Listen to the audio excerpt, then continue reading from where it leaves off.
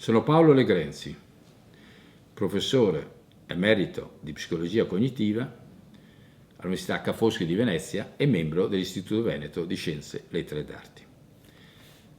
Ho parlato della fantasia, cioè della creazione di mondi possibili, di storie, di opere d'arte, qualcosa che non esiste e che voi inventate e portate nel mondo grazie alla fantasia.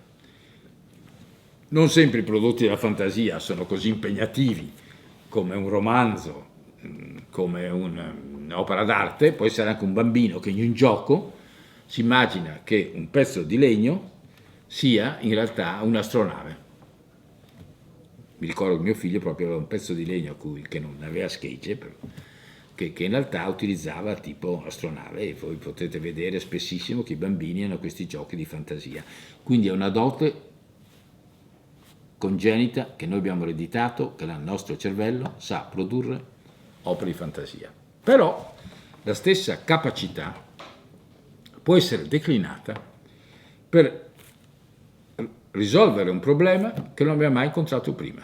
In certo qual modo dobbiamo passare dal mondo attuale a un mondo possibile in cui quel problema viene risolto. E quindi dobbiamo avere abbastanza creatività per trovare una soluzione a questo problema nuovo. E poi, a sua volta, questa creatività si traduce in innovazione tecnologica. Essenzialmente i processi creativi possono essere prodotti o da una serie di prove ed errori, che può essere anche fortunata talvolta. Se io vi do un mazzo di chiavi, quello di casa mia, quello in borsa, che ha varie chiavi, e vi dico entrate in casa, voi non sapete quali chiavi sono delle varie serrature e dovete fare una sequenza di prove ed errori, anche perché alcune chiavi sono simili in realtà, e voi comunque non lo sapete. Queste sequenze di prove ed errori sono stati il primo campo di studi molto lungo nell'uomo e negli animali, ormai un secolo fa. Poi però, quando sono stati studiati le tecniche di soluzione di un problema per prove ed errori, si è scoperto che talvolta i problemi vengono risolti di colpo, ristrutturando i termini del problema.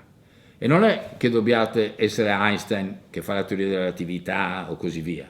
Anche uno semplice scimpanzé, semplice rispetto a Einstein, non è che sia necessariamente ci sia una gerarchia tra Einstein e lo scimpanzé, ma anche uno scimpanzé, come studiato da Köhler, questo studioso tedesco, alle Canarie durante la prima guerra mondiale, per procurarsi del cibo che fuori dalla gabbia, invece di fare prove ed errori insensati, inefficaci, può capire che se questa banana è attaccata in cima alla gabbia, lui può mettere 3 oggetti, uno sopra l'altro, una cassa grande sopra la cassa grande, una cassa media, sopra la media la cassa piccola, e arrampicandosi su queste 3 casse che lui ha creato, raggiunge la banana. Oppure infilare in realtà dei bambù uno nell'altro e creare un bambù più lungo che gli permette di avvicinare la banana che è fuori dalla gabbia.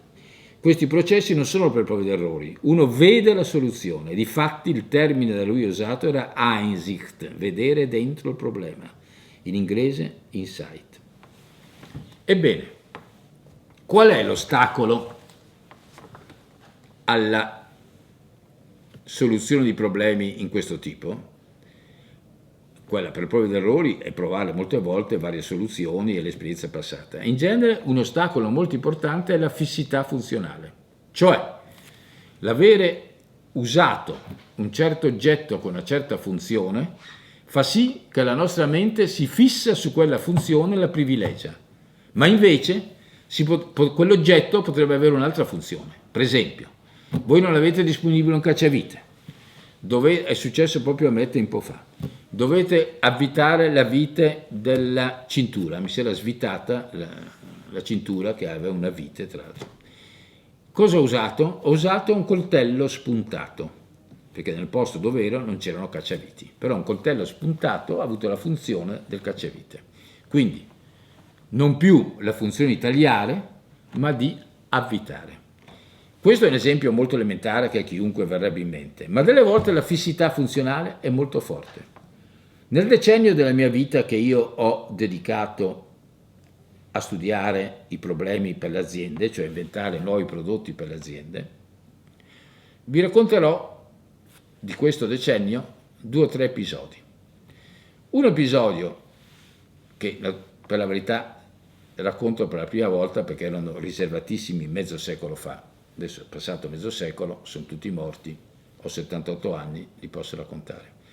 Un episodio che ci tenne impegnati per diversi anni fu legato a una crema di nocciole, già allora abbastanza nota, inventata però alla fine degli anni 30 perché il cacao non era disponibile in Italia perché causa le sanzioni era disponibile solo in Inghilterra, l'Inghilterra ce l'aveva su con l'Italia che aveva fatto una politica coloniale stupida e aggressiva e quindi il cacao e quindi questa azienda aveva inventato di fare un prodotto che invece di cacao era fatto a base di nocciola e questo prodotto ebbe successo come merenda, cioè i bambini nel momento in cui le mamme passavano dalla merenda tradizionale burro e marmellata che richiedeva tempo e più autorità perché meno gradita di questa pane e questa crema di nocciole,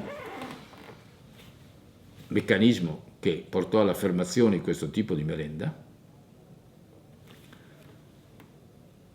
Successe però a questa merenda affermatesi che per una serie di circostanze le mamme meno autorevoli, le mamme che lavoravano, meno controllo in famiglia, i bambini ne mangiavano troppa, facevano merende con troppa di questa pasta di nocciole.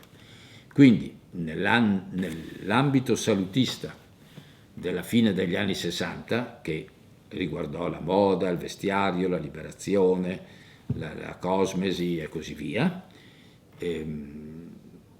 uno degli aspetti che veniva temuto era l'aspetto calorico e da allora, ormai più da mezzo secolo, noi abbiamo molti prodotti che vengono venduti, la Coca-Cola e così via, con meno calorie, perché questi fanno ingrassare di meno. L'uomo ha avuto per milioni di anni il problema di procacciarsi dall'ambiente calorie e invece adesso ha il problema opposto di non assimilare troppe calorie.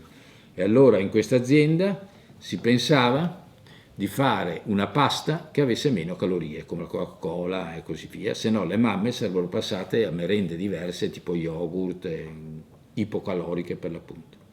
Questo è un caso interessante di fissità funzionale perché quella serie di ingredienti a base di nocciole veniva concepito esclusivamente come merenda.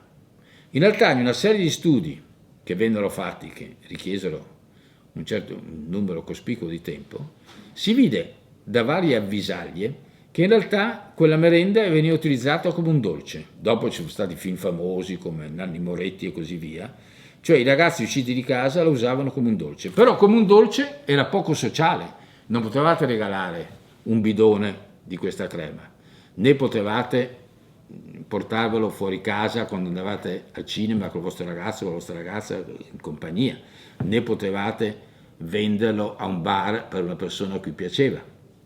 E allora ecco un superamento elementare, ma solo quando i superamenti avvengono sembrano elementari, prima non è venuto in mente a nessuno, di fare un cioccolatino con gli stessi, in sostanza, con gli stessi ingredienti che avesse un gusto molto simile.